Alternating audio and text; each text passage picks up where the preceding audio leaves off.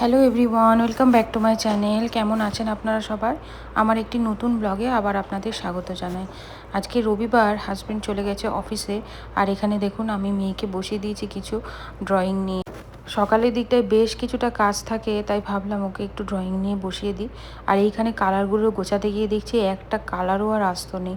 আর কত কালার ছিল, সব হারিয়ে ফেলেছে। এই যে দেখুন, কি কালার করতে বললাম আর কি কালার করে নিয়ে এসছে। দারুণ হয়েছে, খুব ভালো। আচ্ছা, এবার অক্টোপাসটা করো। অক্টোপাস, এই যে পাশে অক্টোপাস আছে, ওটা করে ফেলো। যাও। এখানে গরম তো ভীষণ পড়েছে, সেটা সবাই জানেন। আর ইন্ডিয়াতেও এখন বেশ গরম। আর সৌদি আরবে গরমটা একটু অন্যরকম, মানে ড্রাই গরম, এখানে কোনো হিউমিডিটি নেই বাতাসে, তাই আরও গরমটা বেশি লাগে। আর আজকে বানাবো একটু মুসুরির ডাল পাতলা করে, তাই একটু ডালটা ঢেলে নিলাম। আর রান্না করতে গিয়ে দেখছি তেলটাও একেবারে শেষ, তাই তেলটাও ঢেলে নিলাম।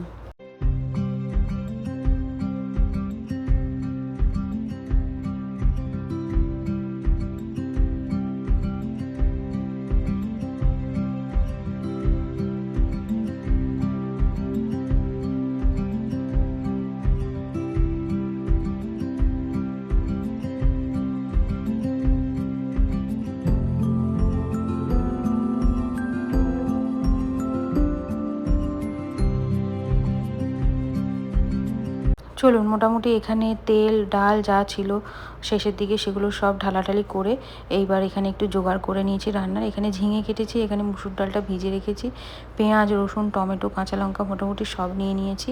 এবার চলুন রান্নার দিকে যাওয়া যাক। আর ঝিঙে দিয়ে চিংড়ি মাছ দিয়ে একটা তরকারি করব।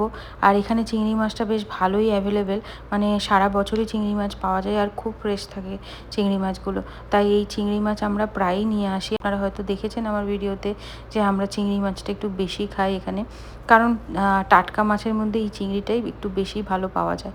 তো প্রথমে চিংড়ি মাছগুলো ভেজে তুলে নেব, তারপর ওই তেলের মধ্যেই কালো জিরে আর রসুন ফোড়ন দিয়ে দেবো।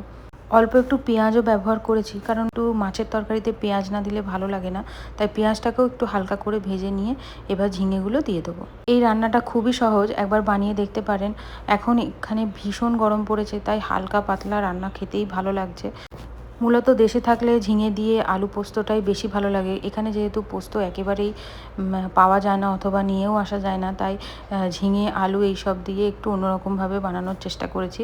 এই তো এবার এর মধ্যে টমেটোটা দিয়ে দিলাম, আর তারপর দিয়ে দিয়েছি কয়েকটা কাঁচা লঙ্কা, নুন হলুদ, আর দিয়ে দিয়েছি সামান্য একটু লঙ্কা গুঁড়ো।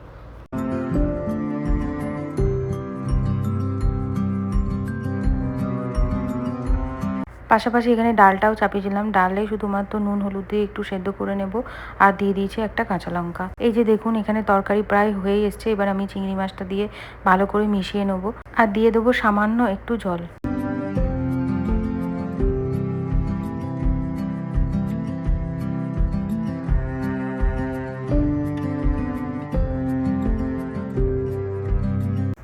ওদিকে ডালও সেদ্ধ হয়ে গেছে। চলুন এবার ডালে একটু ফোড়ন দেওয়া যাক। ডালে আমি এখানে পেঁয়াজ ফোড়ন দিয়েছি, আর তার সাথে দিয়েছি একটু শুকনো লঙ্কা। প্রথমে পেঁয়াজটাকে হালকা একটু ভেজে নেব।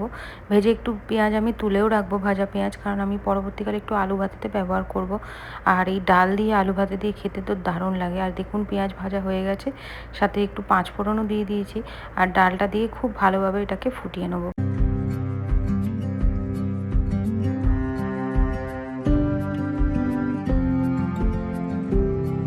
মেয়েকে আগেই খাইয়ে দিয়েছি। চলুন এবার নিজের থালাটা সাজিয়ে নেওয়া যাক। এই যে একটু নিয়েছি পেঁয়াজ দিয়ে লঙ্কা ভেজে আলু ভাতে, তার সাথে মুসুরির ডাল আর ঝিঙে দিয়ে চিংড়ি মাছ দিয়ে একটা তরকারি, ব্যাস আর কি চাই। এখন ওই সন্ধ্যে 7টা কি 7:30 মতো বাজে। হাজব্যান্ড চলে এসছে তাড়াতাড়ি অফিস থেকে, তো বললো চলো একটা নতুন রেস্টুরেন্টে যাওয়া যাক। নামটা আমি এখনই আপনাদের জানাচ্ছি না, আপনাদের পরে দেখাচ্ছি নামটা। আর এই যে আমাদের বাড়ির কাছে সব থেকে কাছাকাছি এই লুলু হাইপার মার্কেট।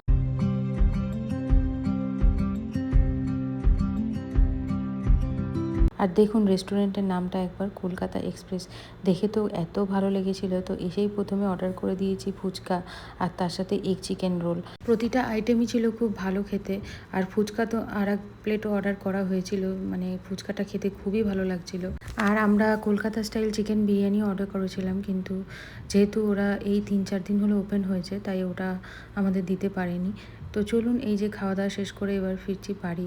আর ব্লগটা কেমন লাগলো অবশ্যই জানাবেন। দেখা হচ্ছে পরবর্তী ব্লগে। ততক্ষণের জন্য tata, bye bye and take care, by.